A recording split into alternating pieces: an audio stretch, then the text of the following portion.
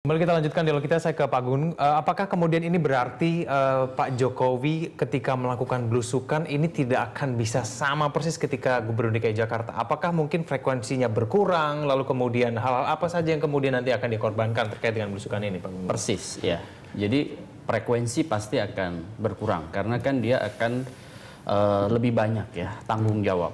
Bukan hanya mengurusi lokal, ini mengurusi nasional dan mengurusi hubungan diplomasi dan macam-macam dengan dunia internasional, kawasan maupun global.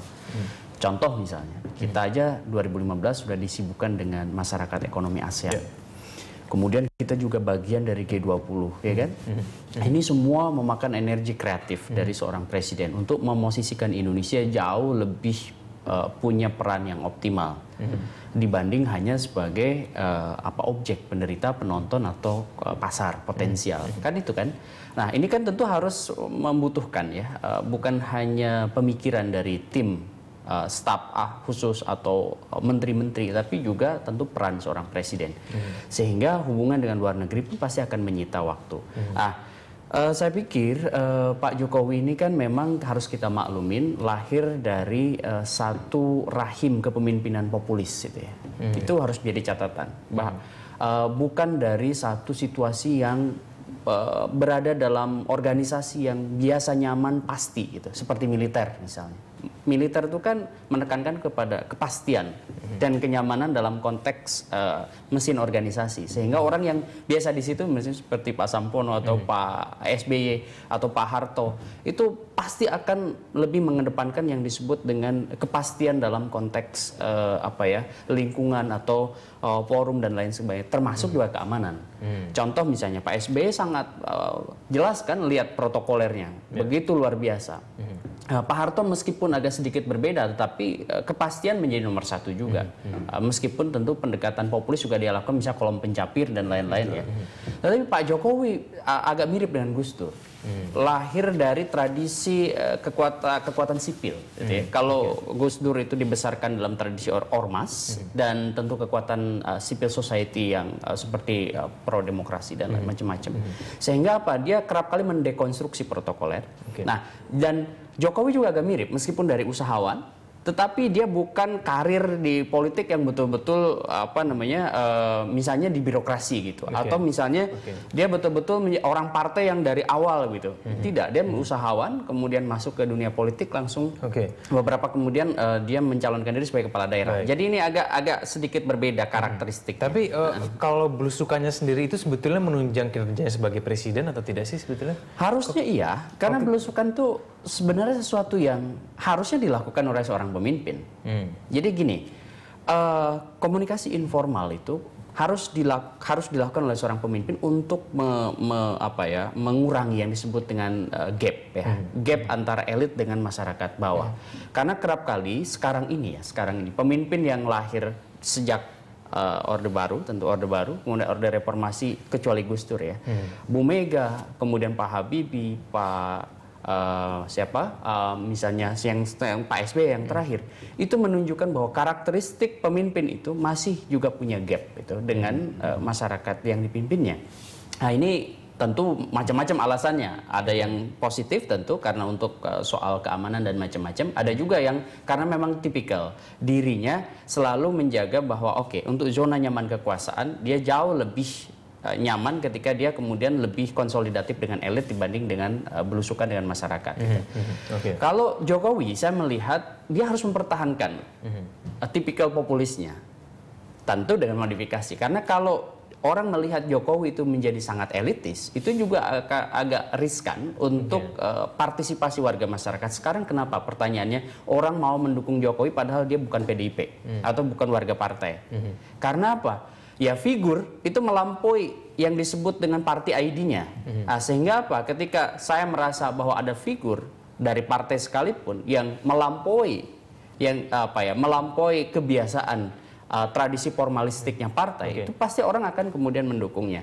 Dan sekarang kan dia sudah memerintah nih. Maksud saya 20 Oktober nanti dia akan dilantik menjadi presiden Indonesia 5 tahun ke depan.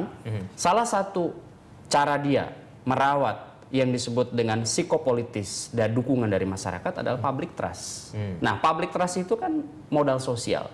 Kalau dia mau memimpin dengan sukses, dia nggak bisa memimpin hanya mitra koalisinya. Dia harus memimpin rakyat Indonesia. Dan memimpin rakyat Indonesia itu salah satu prasyaratnya ada public trust, dan public trust bisa muncul ketika masyarakat merasa oke, dia itu tidak jauh dengan kita. Dia adalah representasi kita. Sehingga masyarakat senang begitu ya kalau ada oke. Iya. Baik. Ke Pak Nono. Pak Nono, kalau misalnya kemudian profil Pak Jokowi ini senang ke tengah masyarakat, ini nanti teknik pengamanan yang akan dilakukan seperti apa? Kalau kita mencermati bahwa Jokowi inginnya sedikit aja pengamanannya supaya tidak terlihat ada jarak begitu, tidak. Nah, begini, jangan kita berkonotasi bahwa belusukan hanya ke rakyat, ke pasar, tapi sebagai seorang presiden untuk mengecek apakah birokrasi di bawah juga berjalan dengan baik.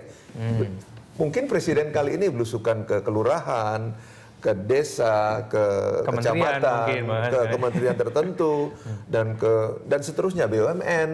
Dan ini untuk meyakinkan bahwa apakah kebijakannya, perintah dari presiden itu jalan sampai pada tingkat bawah atau tidak. Nah itu, oleh karena itu Pak Pampres juga akan menyesuaikan. Entah di pasar, entah masuk di kecamatan, masuk di kelurahan, di manapun juga akan dilakukan hal itu, dan sudah terbiasa Pak Pampres untuk melakukan. Bahkan dalam pergeseran atau pergantian atau suksesi kepemimpinan, baik dalam keadaan normal maupun keadaan khusus, itu dengan mudahnya menyesuaikan. Pak Nono, kalau kita cermati di Presiden SBY itu memang ada aturannya untuk beberapa meter untuk bisa mendekati Presiden SBY.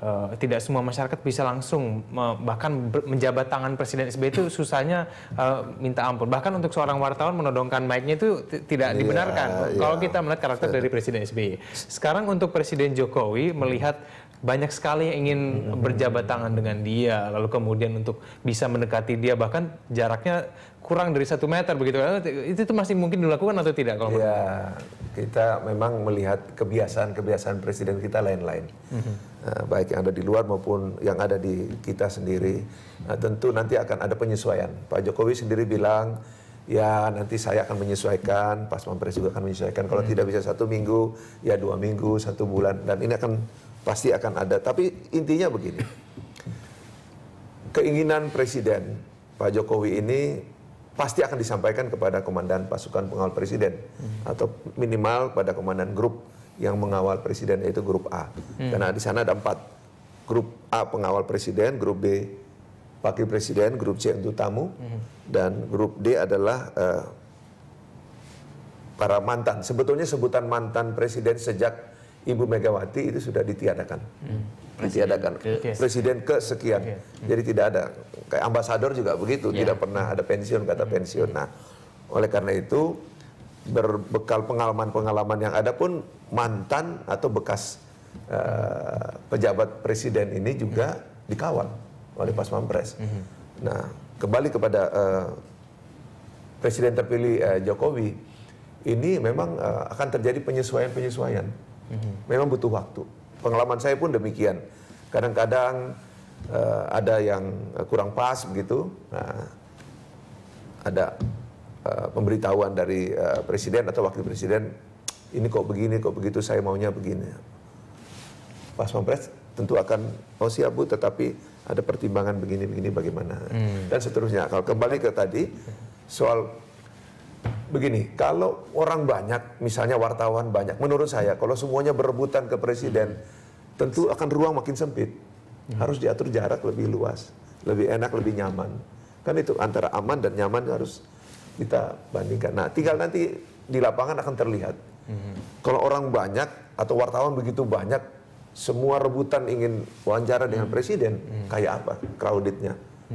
Saya kasih contoh, beberapa hari yang lalu di PRJ, Mas Gun-Gun, begitu banyak, saya lihat Pak JK, calon wakil presiden ini sudah dikawal sama Pak Pampres. Kebetulan agak tertunda, yang karena ada proses, sorenya baru akan menempel sesuai arahan dari Pak Jokowi. Tidak salah kemarin itu tangannya ada lecet di sini, karena begitu banyak orang. Dan harus di luka karena jabat tangan itu, Pak. Betul. Ibu Mega saya pernah dulu tangannya luka karena anak-anak kecil sama dengan anak-anak kecil yang pakai bendera itu, ada bambu, terbelah tangannya itu. Ya hal-hal seperti itulah kan perlu diperhatikan, diantisipasi. Di luar yang bersifat keamanan yang kita tahu situasi di dunia ini, bukan hanya negeri kita, di dunia ini perlu kita antisipasi keamanan seorang presiden. Tapi yang jelas kenyamanan tetap diperhitungkan begitu ya, nanti Pak Nono. Aman dan nyaman. Baik, kita akan lanjutkan lagi dulu kita di segmen berikutnya. Pemirsa tetaplah bersama kami di Jurnal Pagi.